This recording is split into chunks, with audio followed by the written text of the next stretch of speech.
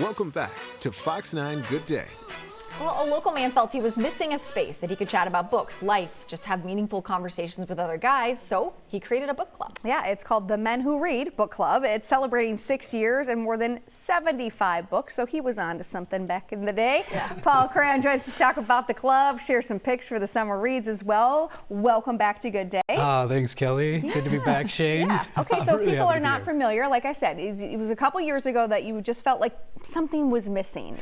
And then you come up with the book club. Well, I found a women's book club when I was looking around, and I reached out and I was like, is it possible?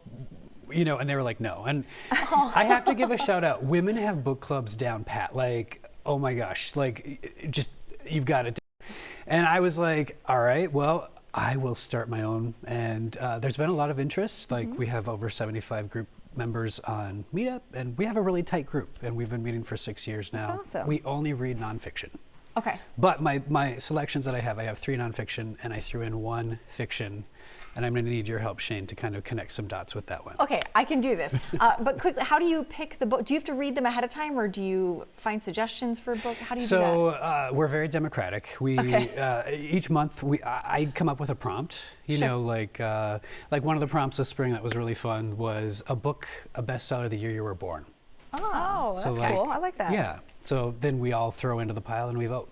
Okay. All right, Paul, you mentioned women's book clubs, though, but not all book clubs, not all the ladies read the books in these book clubs. Do you guys actually read all the books?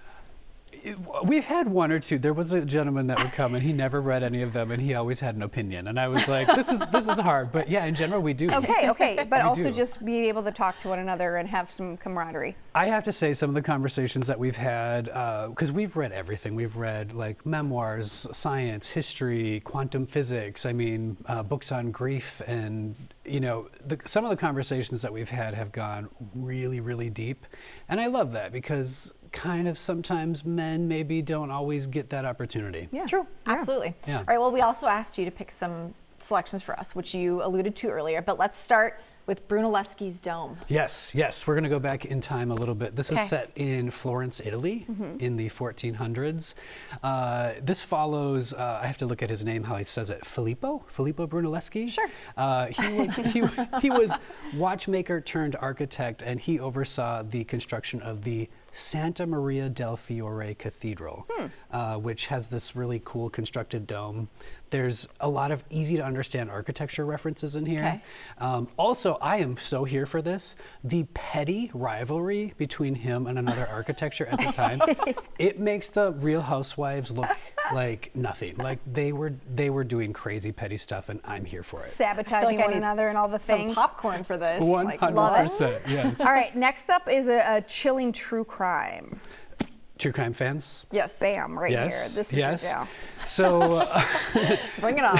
Bring it on. This came from that book prompt, like a book that was from when we were born. So this was published in 1979, and this is Serpentine by Thompson. You know, this was published way before any of us were born. Sure. This is a gripping globe-trotting. It's true crime. It follows a man named Charles Sobrage, who's super handsome, super charming.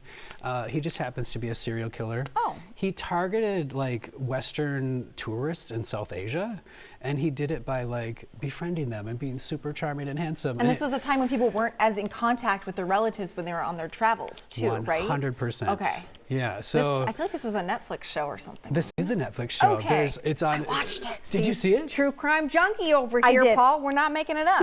It was good. It was dark. Yeah, I had never heard the story. I haven't watched it on Netflix yet, so if you have, I mean... I'd still want to read the book, though. I'm sure there's much that... The book is over 600 pages. It looks sizable, yeah. This can be, you know, a doorstopper as well. But no, it dives really deep into the stories of 3 women. I don't know if they do that in the Netflix special, do they? There's the main one. Don't give it away, people. I might be interested in watching or reading it, okay? Both. Yeah, I think you can do both, honestly. Okay, I like it. Okay, let's get into some heartfelt moments now. Yes, Crying in H-Mart. This is a little bit more recent. We're, Yes, you know, I've seen coming this. up in Yep. time. Crying in H-Mart was published in 2021, and it was on the New York Times bestseller list for over 60 weeks. Wow. And it's memoir. It blends food, family, love. I really, really enjoyed all the layers to this. Her mom has cancer, and she walks through that while simultaneously falling in love with her now husband. So like, what's the saying? Everything happens all at once. Right, all the Yeah. emotions all All the the time. emotions, all that. And she also, she really shows what it's like. Her mom is Korean, her father's Caucasian, and just kind of like coming into and owning what that means for her. Sure. Read this if you want to be hungry. Like, I got so hungry reading this book. Something you're not expecting. Then you gotta go and necessarily. get some food after. You have to. So if you check that one out, just be ready. You're gonna want to eat, Sure. snack. Last one is a prequel to The Hunger Games. Sunrise on the Reaping. This is the one fiction one, and this is where I need Shayne's help a little bit, because the very first time I met you, we were talking about a movie that Yes, filmed here yes. with Woody Harrelson. Zombieland? No, there was the other one. Wilson, that's what yes, it was, very yes. close time. Yes, so we were talking about that, and I feel like I have to mention and connect these dots because Woody Harrelson plays in The Hunger Games Haymitch. Yeah. Yep, Haymitch yeah, Abernathy, yeah. which Sunrise on the Reaping is his origin story. Oh. Yeah, so I'm connecting all those dots, and shout out to Woody. Hello, I'm sure he's watching. A big of fan. course. Big fan of Good Day. Yeah. But this deals with. Are you Hunger Games fans? I am. But it's been a long time now. It's been several years. But And I did didn't like read the it. other one. Is that a problem? The snow. It's not necessarily a problem. Did you read Okay. any of them, or did you watch the I movies? I read all the first books, just not the ones that are more recent. So timeline-wise, Yes. the first books are like year 75 of the Hunger Games. Yes. Then Ballad of Songbirds 6 is like year 10 of the Okay. Hunger Games. This is year 50. Okay. So like Kind of, yeah. kind of Okay, I right in can the do it. middle. Yeah. But I highly recommend it. Hunger Games fans, this is going to like break your heart all over again. I cried. So that's what I was warned about, which is why I haven't started it yet, that I would cry. It's okay And to I didn't cry, want to Shayne. cry. It's okay to cry.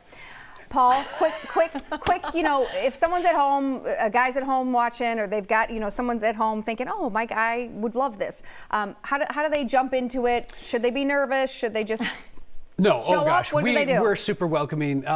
Easiest way, just come to my actor website, iampaulcram.com. All the information's about the book club there. We're super non-intimidating. Unless you haven't read the book, we're gonna throw some shade at you. And then maybe call you out on TV too. So. Maybe call you out on But TV. you're I still didn't, welcome. I didn't say any names. You didn't say a name. You didn't drop a name. They know who they are. Paul, thank thanks. you. We really Yeah, appreciate it. thanks so much. Thank you.